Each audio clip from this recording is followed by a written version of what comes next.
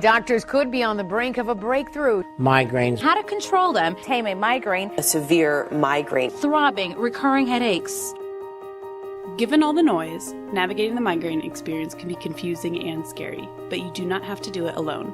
Welcome to the Migraine Guy Podcast, the official podcast of themigraineguy.com and theheadachreview.com. Now, here's your host.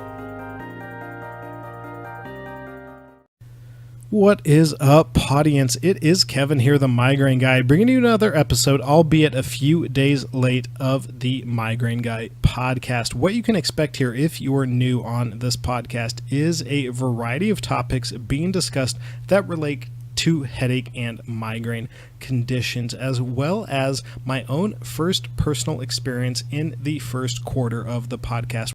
So, for the first part of the show, how has my migraine situation been over the last few days and weeks? Well, longtime listeners of the show will know that I am seeing a neurologist who has given me a variety of medication and treatment options, and my initial option was to go with Trokendi, which is time-released Topamax, for a while in order to see if the time-released and low-dosage nature would help abate my migraine frequency. The last 2 weeks, if I'm going to be honest, have been hellacious for me.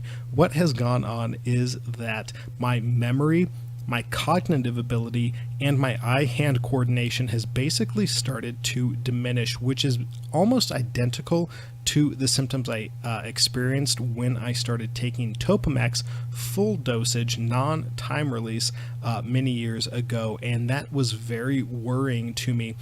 So my idea was, the thought that I had was that the Trokendi, since it is time released, has, slightly built up in my system and genuinely started to bring about many of the side effects that I had experienced when I was taking Topamax, which is the non-time released version of Trokendi.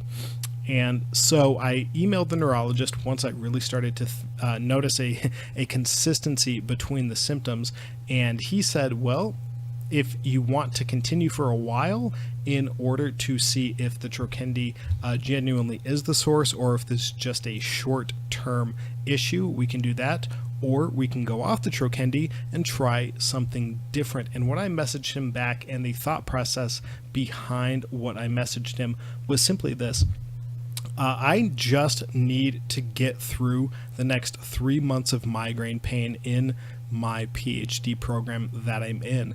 And so I don't want to try another medication only to have it bring about a different set, or perhaps an identical set, of side effects in 6 to 8 weeks. And so what I want to do, and something he had mentioned before, was getting on a muscle relaxer, something in the 2 to 4 milligram range, over the next few months, just to bring both sleep relief, since I don't sleep very well despite the melatonin that I take, as well as pain relief during my waking hours.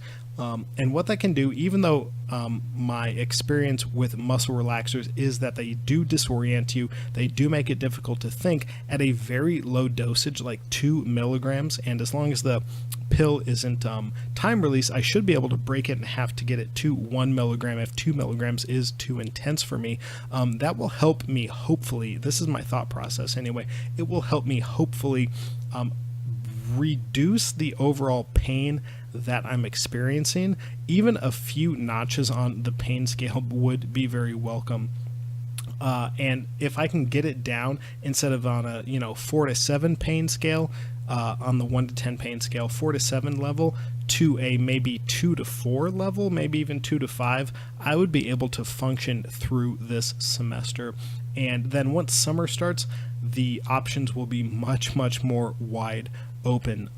And so what I'm hoping for is that the muscle relaxer will contribute to a reduction in pain, because it is a muscle relaxer, and that's basically what they do. They confuse your brain. So that is the kind of option that I'm going to pursue for the next couple months. I'm going to be doing a full video review on the YouTube channel. That's youtube.com/themigraineguy, about the Trokendi and the kind of considerations that you may wish to discuss with your doctor before you get on it, or if you're bringing it up to your doctor because they have not offered it, the various pros and cons to it, and when I get the specific muscle relaxer that I'm going to go on for the next few months, I will definitely do a review video of it as well. So if you're not subscribed, we just broke 1,000 subscribers on the YouTube channel, so that's huge for me. It's been a long-term goal. I've been on YouTube for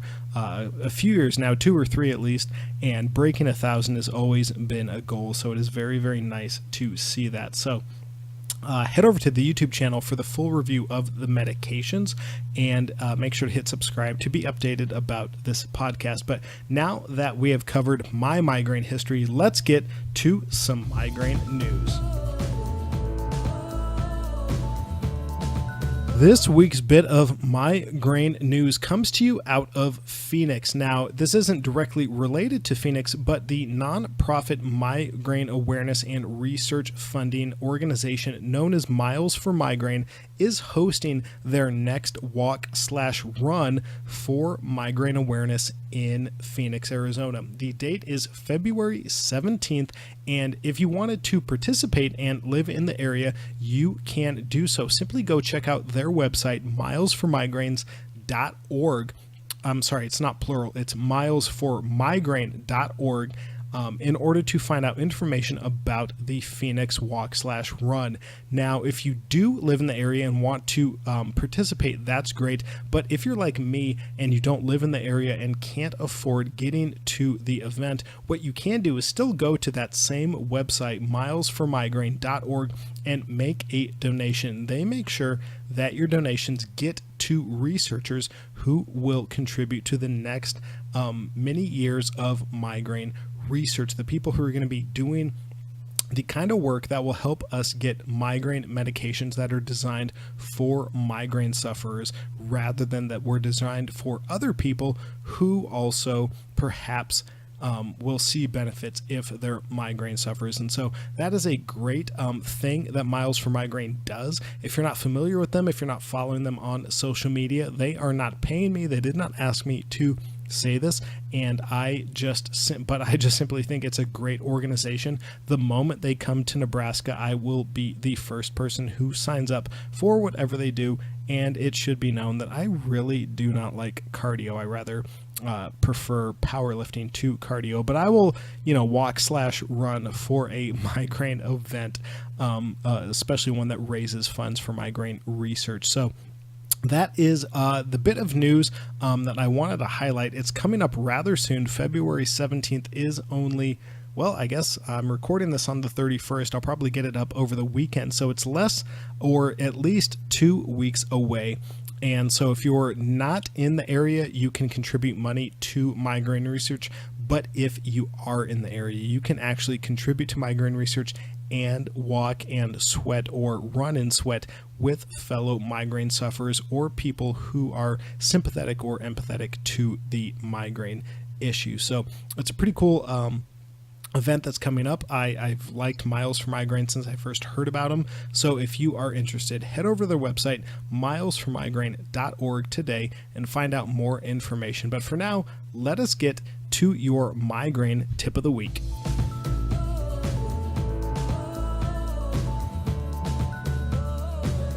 What's up, everybody? It's Kevin here, the Migraine Guy. We will get back to the content in just a moment. I wanted to let you know that if you appreciate this content enough to donate as little as $1 a month to the Migraine Guy, you can do so over at the website patreon.com/the Migraine Guy. That's patreon.com/the Migraine Guy. Patreon has become a bastion for content creators online to get crowdsourced funding for their content creation. Patreon both encrypts your information very securely as well as takes a very, very small percentage before the content creators that you're contributing to get the funds.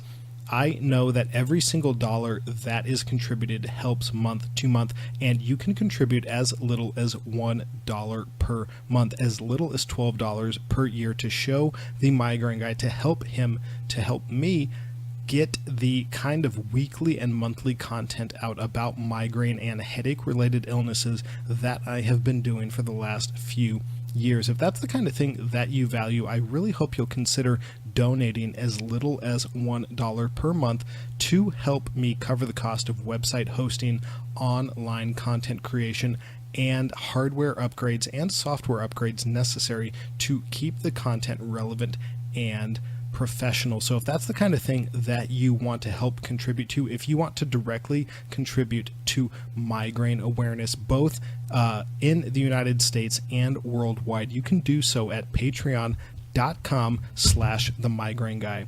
Let us now get back to the content.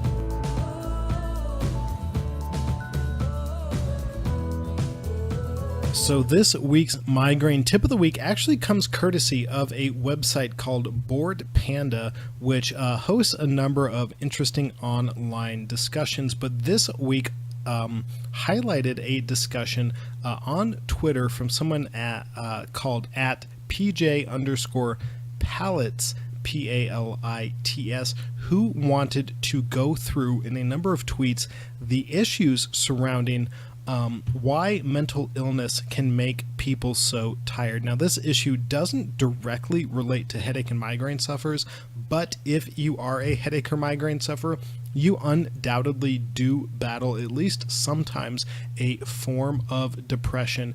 And if you're a statistically likely migraine sufferer, you are at a higher risk, a much higher risk for depression than the average person who doesn't get migraines. And I thought a number of the insights from this tweet fest were very, very relevant for migraine sufferers. So in the show notes below, I will definitely link to the Bored Panda article. But PJ_Pallets begins with, allow me to explain why mental illness can make people so tired. Chances are, if you know someone with a mental disorder or disability, you might have asked them or thought, why are you tired? Now, why are you tired can very often be a kind of soft or inaccurate way that migraine sufferers do convey their inability to go out to other people when they have commitments or obligations to do social activities, both with family and friends as well as with their employer. And so this just struck me because there have been many times in the last few years where being tired was both a genuine aspect of how I felt, but also the reason that I cited, rather than my migraines, to not go to functions. And I wasn't trying to be duplicitous. It was simply because describing my pain, going into detail about my disease, my genetic disease of migraines, was not the kind of thing that I wanted to get into. And sometimes when you're in enough amount of pain, you have the right to kind of fuzz the truth, I think, to kind of be shady about how you're describing it, because you're in so much pain sometimes that going into detail would actually make it worse for you, because you would have to think more clearly and speak more clearly, when in the moment what you really need is to simply focus on not feeling pain. That doesn't mean that you don't go back later and explain to the people that you were, giving half-truths to what was really going on. But in the moment, you might find yourself saying, I'm just too tired to go out, when that really is a cover for something else. What PJ Pallets goes on to explain on Twitter is the following, quote, allow me to explain why a person who is constantly battling their own brain and social expectations may feel so drained. These are people whose brains are stuck in overdrive and have a great amount of difficulty unwinding to fall asleep at night. This definitely, close quote, this definitely describes me. The migraine brain has been described as overactive based on a number of neurological studies that have been done on it. This is one theory, at least, why migraine sufferers very often experience aura. Aura is often auditory or visual or olfactory for migraine sufferers, and one theory behind that is that the migraine brain is so overactive that the sensory areas of your brain are heightened to the point where they're experiencing things that you can't actually isolate in the environment. They're picking up on things that might not even be there or are there but aren't consciously aware. You aren't consciously aware that they're there. They're just responding to too much stimuli, or your brain is interpreting basic stimuli as being overwhelming. And so what this means is that you might be exhausted a lot of the time because your brain is in overdrive a great many of the hours of the day.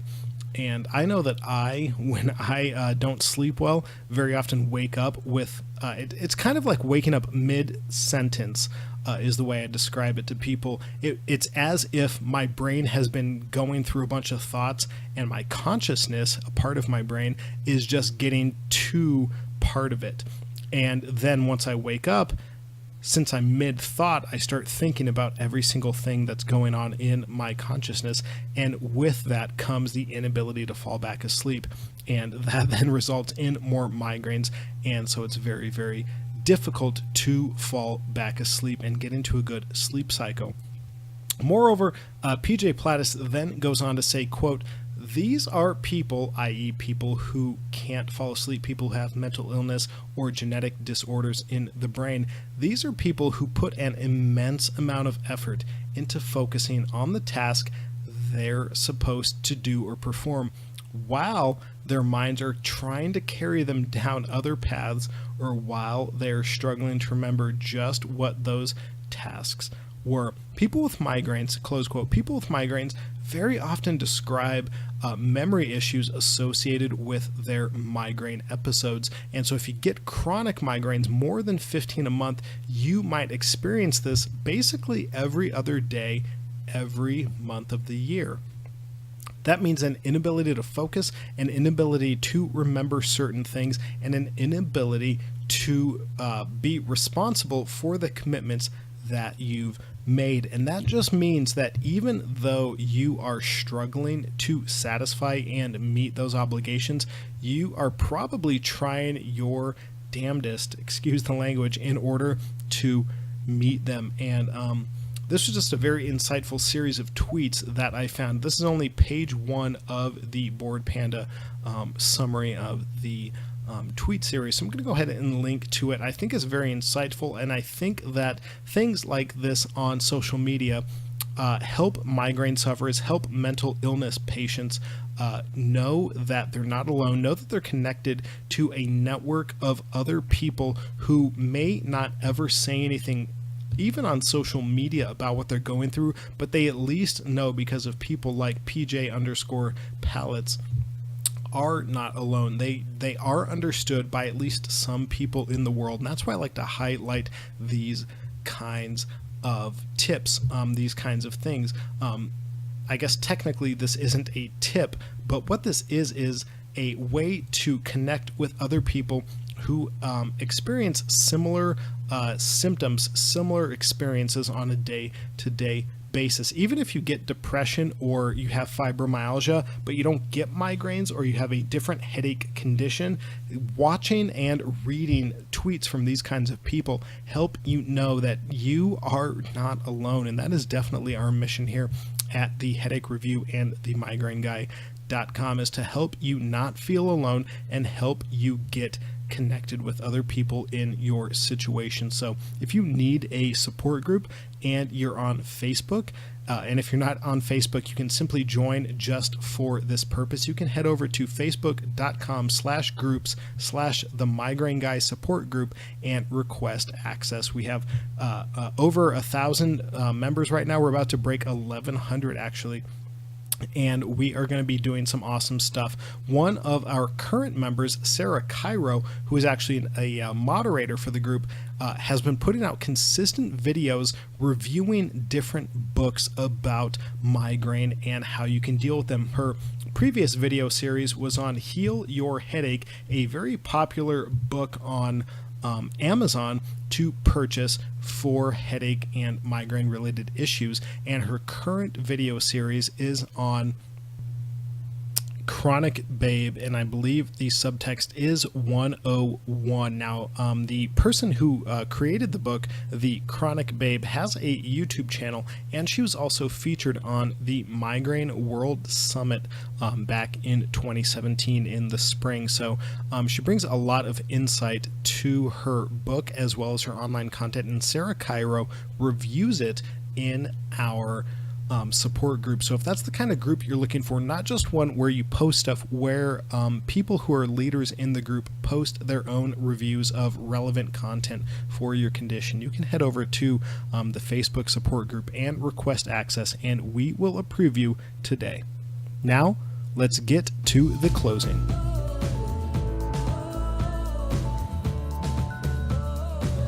All right, that is going to be the end of this week's Migraine Guy podcast. I appreciate every single person who is listening right now. I know that the podcast schedule is easier to listen to when it's regular, and I genuinely am sorry for the inconsistency over the last few weeks with the podcast. It's just that my migraines have kind of gone out of control and become debilitating in a number of ways, and it has prevented me from getting this podcast up regularly. I'm trying my best to fix a lot of the variables that I can in my schedule and in my life in order to make sure that I can get this content out. But sometimes, as I'm sure you are well aware of, migraines do not care about your schedule, and they do not care about the plans you have. They hit you, and they hit you hard, and they prevent you from doing what you want to do. So even if what you want to do is raise migraine awareness, sometimes migraines do not care. That being said, they will not stop me from getting this podcast out at least semi-regularly. So I appreciate every person who is downloading this, every single person who is listening week to week and month to month. If you're following me on social media, please just hit me up on Facebook, Twitter, Instagram, YouTube.